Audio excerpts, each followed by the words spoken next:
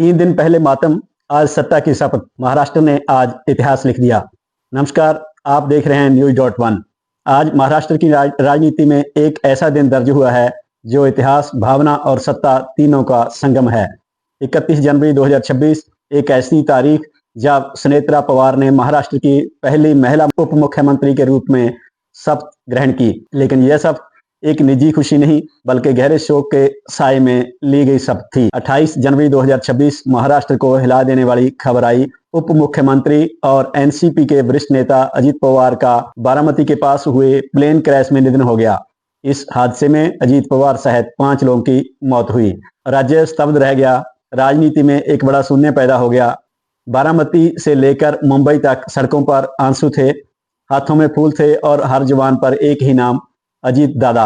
अजित पवार एक नेता, एक रणनीतिकार और महाराष्ट्र की राजनीति का मजबूत स्तंभ। लेकिन राजनीति रुकती नहीं और संकट के समय फैसले तुरंत लेने पड़ते हैं। 31 जनवरी की दोपहर मुंबई में राष्ट्रवादी कांग्रेस पार्टी के विधायकों की आपात बैठक बुलाई गई। सबसे बड़ा सवाल था, अब नेतृत्व कौन संभालेगा। बैठक में वरिष्ठ नेता छगन भुजबल ने एक नाम प्रस्तावित किया, सुनेत्रा पवार। कमरे में सन्नाटा था, फिर सहमति बनी। एक एक कर सभी विधायकों ने समर्थन किया। फैसला सर्वसम्मति से हुआ।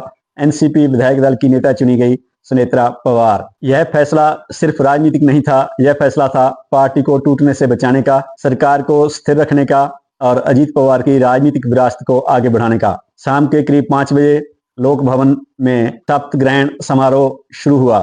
राज्यपाल आचार्य देवव्रत ने सुनेत्रा पवार को पद और गोपनीयता की शपथ दिलाई। मंच पर मौजूद थे मुख्यमंत्री देवेंद्र फडणवीस, उप मुख्यमंत्री एकनाथ शिंदे और महायुति सरकार के वरिष्ठ मंत्री।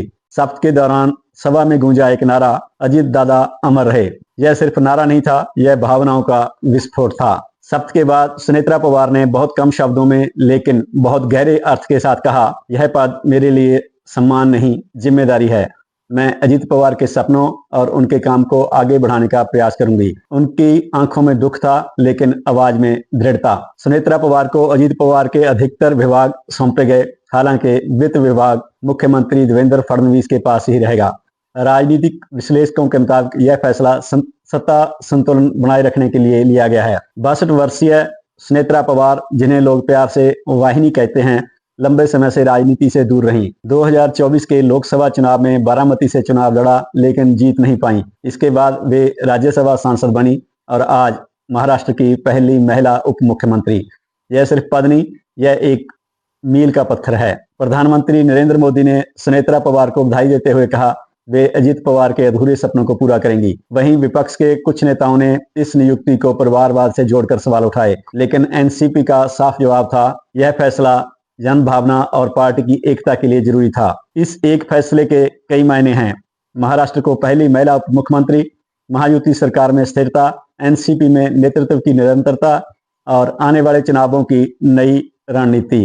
राजनीति के जानकार मानते हैं यह फैसला आने वाले महीनों में राज्य की राजनीति की दिशा तय करेगा। व्यक्तिगत दुख के बीच जब कोई नेता जिम्मेदारी संभालता है, वह सिर्फ सत्ता नहीं, इतिहास गढ़ता है। सुनेत्रा पवार की यह शपथ महाराष्ट्र की राजनीति में एक नया अध्याय है।